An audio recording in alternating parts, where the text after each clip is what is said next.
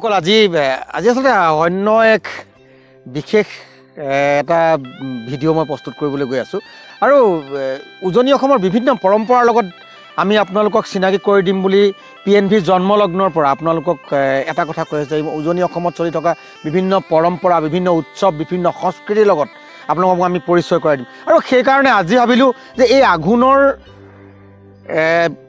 মাহত আমাৰ উজনি অসমত নখোৱাৰ উৎসৱ চলে নখোৱা উৎসৱ চলে আৰু নখোৱা উৎসৱ ইমান সুন্দৰকৈ আয়োজিত হয় যে ইয়াত কেইবাটাও কথা জড়িত হৈ থাকে বিশেষকৈ ইয়াত সম্প্ৰীতিৰ কথা জড়িত হৈ থাকে ইয়াত গুৰুদেৱ নাম ভকত আমাৰ কথা কিছুমান আছে যিখিনি আমাৰ আধ্যাত্মিক দৃষ্টিত যে আমি খাদ্য পথাৰৰ পৰা অনাৰ পাছত লক্ষ্মী পথাৰৰ পৰা অনাৰ পিছত আমি কাক উৎসৰ্গা কৰিম ঈশ্বৰক উৎসৰ্গা কৰিম ভকতক উৎসৰ্গা কৰিম আৰু তাৰপিছতহে আমি খাম এই যে যিটো নিয়ম সেই নিয়ম হ'ল নখোৱা নিয়মটো আমাৰ ইয়াত ৰাজহুৱাকৈ আয়োজন কৰা হয় ইয়াত নামঘৰত আয়োজিত হয় আৰু তেনেকুৱা এটা নামঘৰলৈ আজি আপোনালোকক লৈ যাব বিচাৰিছোঁ মুকুন্দ নামঘৰ অভয়পুৰীয়া গাঁও নাজিৰা মহকুমাৰ আৰু শিৱসাগৰ জিলাৰ ভিতৰত নাজিৰা মহকুমাৰ অভয়পুৰীয়া গাঁও এই অভয়পুৰীয়া গাঁৱৰ মুকুন্দ নামঘৰলৈ লৈ যাম আৰু মুকুন্দ নামঘৰত আজি আমি চাম ৰাইজে কেনেকৈ আয়োজন কৰিছে ৰাজহুৱা নখোৱা অনুষ্ঠান বলক আমি ভিডিঅ'টো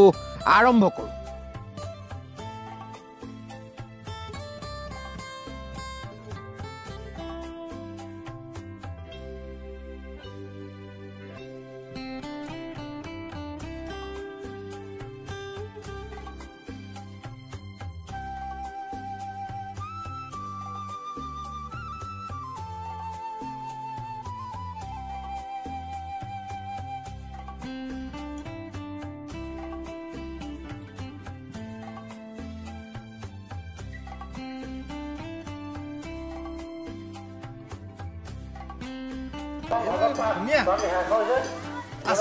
আচলতে এয়া আঘোণৰ আমেজ আৰু এই আঘোণৰ আমেজ লৈ পেলাই মই ন খাবলৈ আহিছোঁ আচলতে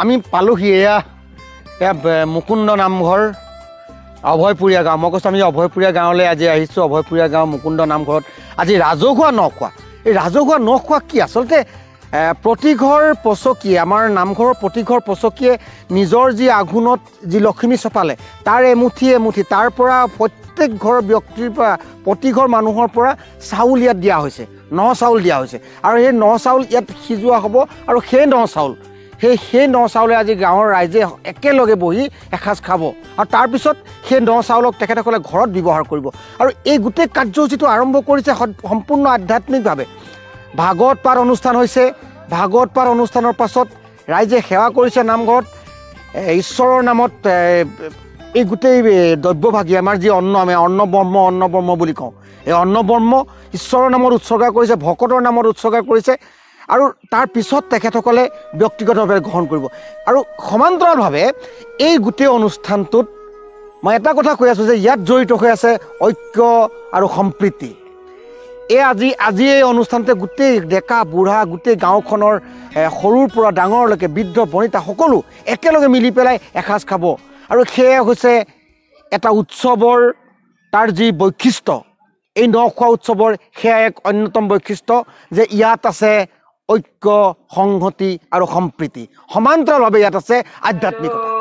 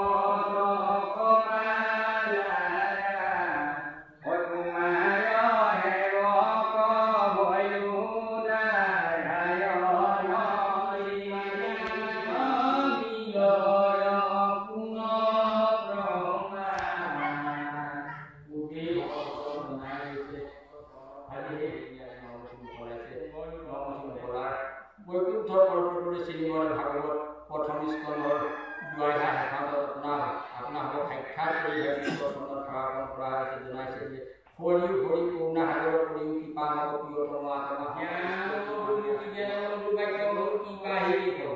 অখণ্ড মণ্ডলাকাৰম ব্যক্তম জলচৰাচৰ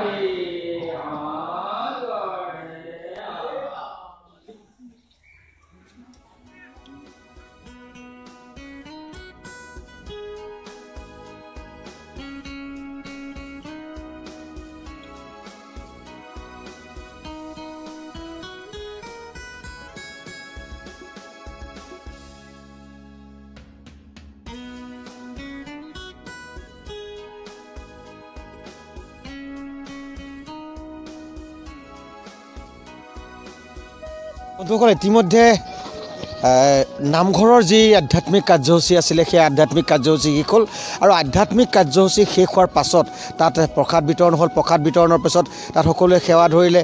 সেৱা ধৰাৰ পিছত এতিয়া যি আমি ন খোৱা য'ত ন খাব আমি ন খোৱা স্থানলৈ আহিছোঁ আৰু আমি ভিতৰত ন আয়োজন কৰা হৈছে।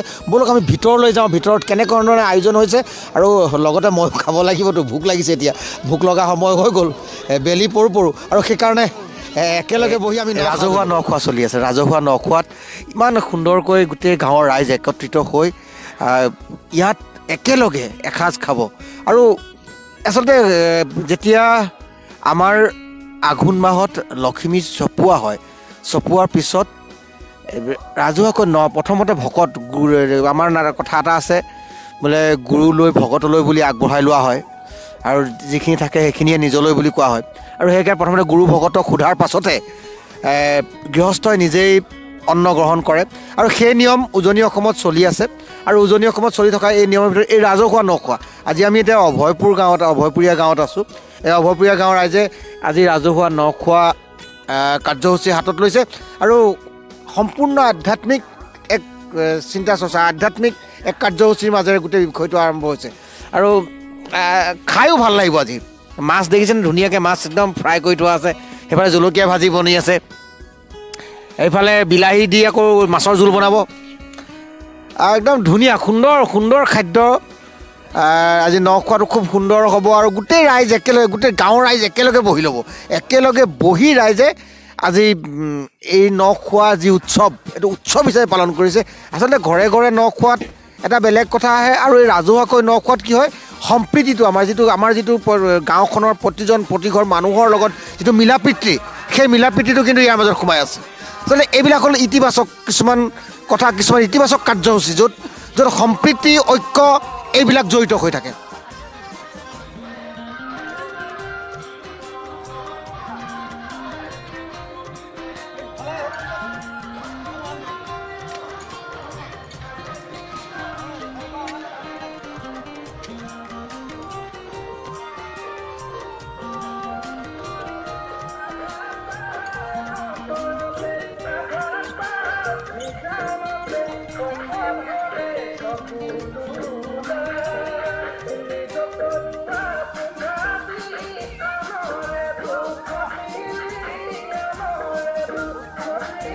এজন ব্যক্তিয়ে আমাক আজি নিমন্ত্ৰণ কৰি আহিলে, মোৰ বন্ধু বিনোদ গগৈ।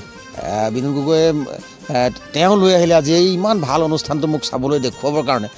ইয়াত মই এটা বস্তু অনুভৱ কৰিলোঁ যে এই গাঁওখনতো বহুত দৰিদ্ৰ মানুহ আছে, দৰিদ্ৰ সীমাৰেখাৰ তলৰ মানুহ আছে, যাৰ ইচ্ছা আছে ভকত 2-4জন মাতি নি পেলাই এসাঁজ ভাত খুৱাবৰ কাৰণে, ন চাউল এমুঠি খুৱাবৰ কাৰণে। কিন্তু তেখেতসকলে আৰ্থিকভাৱে যি সেই কামবিলাক কৰিব নোৱাৰে। কিন্তু এই যিটো অনুষ্ঠান ইয়াত আয়োজিত হ'ল, সেই অনুষ্ঠানত কিন্তু এই গোটেই কামখিনি সকলোৱে এই যে ভকতক সেৱাভাগী কৰিবলৈ পালে বা শুশ্ৰূষা কৰিবলৈ পালে, নিজৰ ঘৰৰ এমুঠি হ'লেও চাউল আনি ইয়াত দি তেখেতসকলে সেই যে আত্মসন্তুষ্টি লাভ কৰিলে, সেইকাৰণে আচলতে এই অনুষ্ঠানটো বেছি সফল হৈছে বুলি মই অনুভৱ কৰোঁ। আৰু বিনোদ গগৈক মই ধন্যবাদ জ্ঞাপন কৰিছোঁ। আপুনি আমাক কি ক'ব এতিয়া? আপোনালোককো ধন্যবাদ দিছোঁ যে আমাৰ এই সাধাৰণ এখন গাঁৱলৈ আহি পিনি বা মানে 60 ঘৰ মানুহ আছে, প্ৰায় দৰিদ্ৰ পৰিয়ালৰে মানুহ, তেখেতসকলে সমূহে মানে যি পাইছে অৰিহণা এটা দি পিনি সমূহীয়া এটা ন খাম বুলি আমাৰ আজি 20 বছৰ চলি আহিছে। আপোনালোককো তেনেকৈ নিমন্ত্ৰণ কৰিলোঁ। আপোনালোক অহাৰ কাৰণেও ধন্যবাদ। আৰু সমূহ অভূপীয়া গাঁওবাসীবোৰ এই অনুষ্ঠানত যোগদান কৰাৰ কাৰণে তেখেতসকলক ধন্যবাদ জনাইছোঁ। ন খোৱা যি আমাৰ পূৰ্ব পৰম্পৰা ৰীতি, সেয়েহে সমূহ ৰাইজে সহযোগ কৰিছে আৰু এই আপোনালোকৰ আশীৰ্বাদ আৰু ৰাইজৰ আশীৰ্বাদ পালে পিছলৈও আমি এনে অনুষ্ঠান কৰি যাবলৈ সক্ষম হ'ম বুলি ভাবোঁ। ধন্যবাদ, ধন্যবাদ।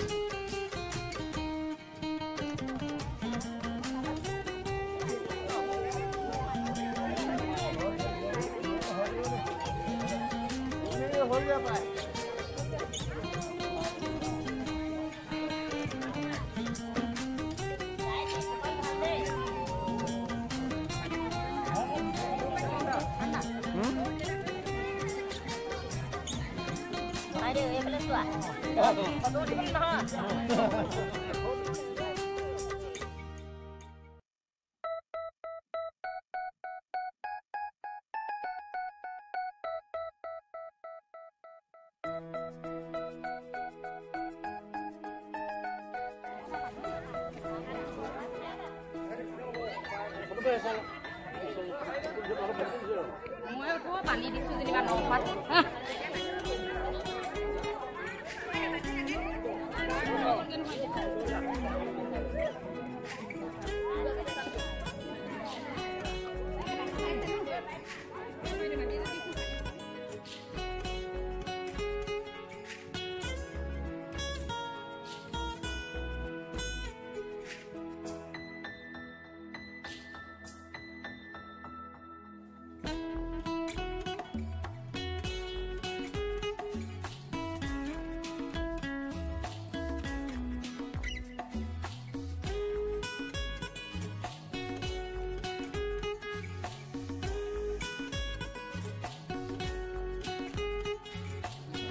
বন্ধুসকল, আমি আৰম্ভ কৰিম যিহেতু ন খোৱা, ৰাজহুৱা ন খোৱা। ইতিমধ্যে দেখিলে আইতাহঁতে নাচিলে, সকলো ইয়াত সকলো যিমান মানুহ আছে সকলোৱে এটা মনত আনন্দ, এটা সম্প্ৰীতি, একেলগে এটা পৰিয়ালৰ নিচিনা গোটেই গাঁৱৰ মানুহ এটা পৰিয়ালৰ নিচিনা 20 বছৰ এই অনুষ্ঠানটো পাতি আহিছে। এই অনুষ্ঠানটো 20 বছৰ পাতি আহিছে। আৰু উখোৱা চাউলৰ ভাত প্ৰত্যেকে নিজৰ ঘৰত ধান বঢ়াই উখোৱা চাউল আনি ইয়াত জমা কৰিছে আৰু সেই প্ৰতি ঘৰ ব্যক্তিৰ ন চাউল ইয়াত ব্যৱহাৰ হৈছে। এটা সুন্দৰ সম্প্ৰীতিৰ এটা চিন এই নখোৱা উৎসৱ অভয়পুৰীয়া গাঁৱৰ। মই সেইকাৰণে আপোনালোক লৈ আহিলোঁ যিহেতু ইতিবাচক কথা এইবিলাক, আৰু এনেধৰণৰ সংস্কৃতি, এনেধৰণৰ পৰম্পৰাই এখন সমাজক এনেকৈ বান্ধি থ'ব পাৰে। এই যে বান্ধি থোৱাৰ যিটো এটা উপায়, যে সংস্কৃতি, আমাৰ সংস্কৃতিয়ে যে আমাক একত্ৰিত কৰিব পাৰে, আমাৰ সংস্কৃতিয়ে যে আমাক ভৰাই থ'ব পাৰে, এডাল এনাজৰী যে বান্ধিব পাৰে, তাৰে এটা উদাহৰণ এয়া অভয়পুৰীয়া গাঁৱৰ ৰাজহুৱা ন খোৱা অনুষ্ঠান। ঠিক আছে, মই ইমানকে কৈ আপোনালোকৰ পৰা বিদায় লৈছোঁ। আপোনালোক সকলো PNB চাব, ছাবস্ক্ৰাইব কৰিব, লাইক কৰিব আৰু মোক ইতিবাচক কাম কৰিবলৈ পুনৰ আপোনালোকে সুবিধা দিব। আৰু এতিয়া ন খাবলৈ আৰম্ভ কৰি দিওঁ। Thank U.